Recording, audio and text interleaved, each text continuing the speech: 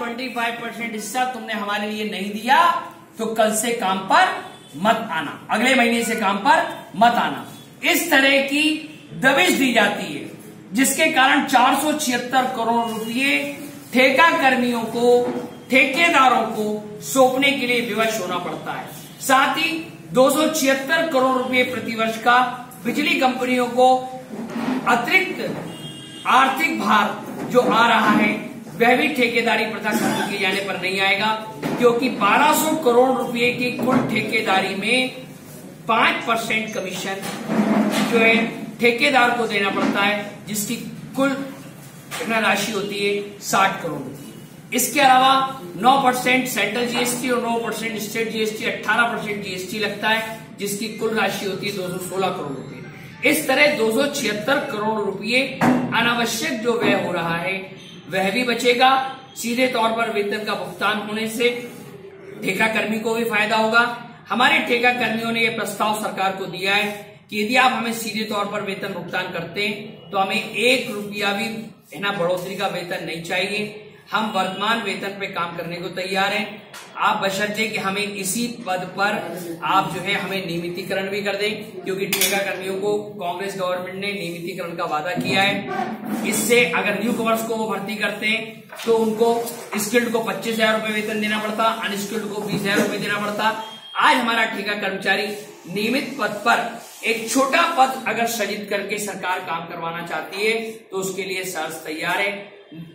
इस तरीके से गवर्नमेंट का करोड़ों रुपए का वित्तीय भार जो आना प्रस्तावित है वो नहीं आएगा, क्योंकि कांग्रेस ने वचन पत्र में कहा है कि हम 60 दिन में रिक्त पद भरेंगे।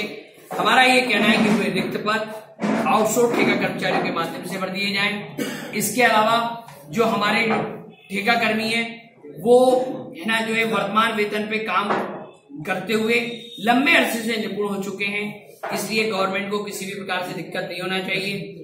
आज की प्रथा ठेकेदारी प्रथा है। पूर्व में मस्टर के माध्यम से भर्ती होते थे।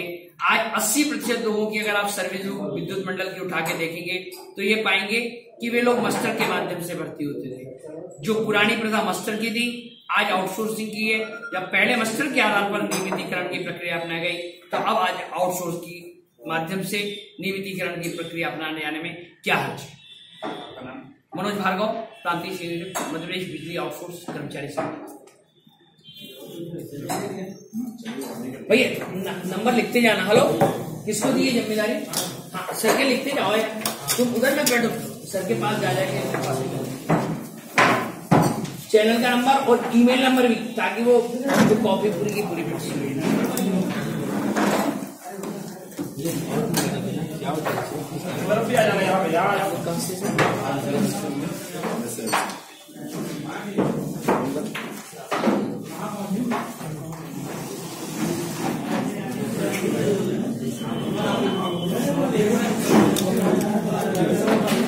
कांग्रेस ने अपने वचन पत्र 47.16 और 13.11 में ये वादा किया है कि हम बिजली कंपनी के रिक्त पद को 60 दिन में भरेंगे और साथ ही ठेका कर्मियों से नियमितीकरण का वादा किया है।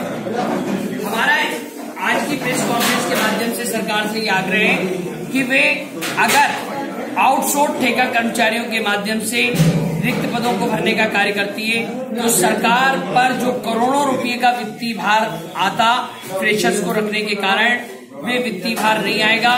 हमने सरकार के समक्ष ये प्रस्ताव ठेका कर्मचारियों की संयुक्त रूप से आम सहमति के बाद दिया है कि वर्तमान में जो ठेका कर्मचारियों को कलेक्ट्रेट रेट के माध्यम से वेतन दिया जा रहा है, इतने ही वेतन पर हम काम करने हेतु सर्च तैयार हैं, बशर्ते कि वे वेतन ठेकेदारों के माध्यम से न दिए जाकर बिजली कंपनियां में सीधे तौर पर प्रदान कर दें। इससे सरकार को दोहरा फायदा होगा। एक तो जो नियमितीकरण की प्रक्रिया के बाद फ्रेशर्स को पैसा देना पड़ता, वो करोड़ों रुपए ज्यादा देना पड़ता, वो नहीं देना पड़ेगा। फ्रेशर्स को अगर स्किल्ड में भर्ती होती तो 25,000 रुपए के आसपास जो है स्किल्ड कर्मचारी कार्यालय सहायक और सब स्टेशन ऑपरेटर को देना पड़ता। उसके बजाय कलेक्ट्रेट रेट 9,325 के माध्यम से गवर्नमेंट का काम चल जाएगा और अनस्किल्ड को 7,325 रुपए, जैसे लाइन हेल्पर है, मीटर रीडर है, चपरासी हैं, उनको 7,325 रुपए के करीब देना पड़ता, मतलब वर्तमान में दिया जा रहा है कलेक्टर रेट, उनको 20,000 रुपए वेतन देना पड़ता, वे 7,325 से काम चल जाएगा। इस तरह हमारा सीधा गवर्नमेंट से प्रस्ताव है कि आज जो ठेकेदारी प्रथा में जो बहुत सारे जो है ठेकेदारों ठेका कर्मियों को जो चूसने की प्रक्रिया अपनाई जा रही है, उससे भी निजात मिलेगी। उनके 476 करोड़ रुपए वेतन से प्रतिवर्ष हड़प लिए जाते हैं, वे भी बचेंगे, और 276 करोड़ रुपए जो 5% कमीशन ठेकेदार को देना पड़ता है और 18% जीएसटी के रूप में 216 करोड़ रुपए जाते हैं, वह राशि भी बचेगी। इस तरह न केवल सरकारी खजाने को फायदा होगा 276 करोड़ का, बल्कि हमारे ठेका कर्मचारियों को भी 476 करोड़ रुपए का फायदा होगा।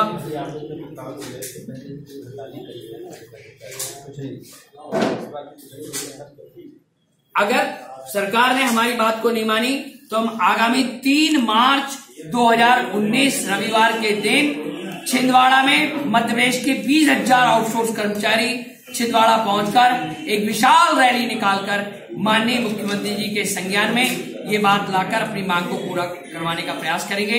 इसके अलावा 10 मार्च को दिल्ली के जंतर मंतर पर हमारा बहुत विशाल प्रदर्शन होगा। मनोज भार्गव, 3 मार्च 2019 दिल्ली वाली 10 मार्च।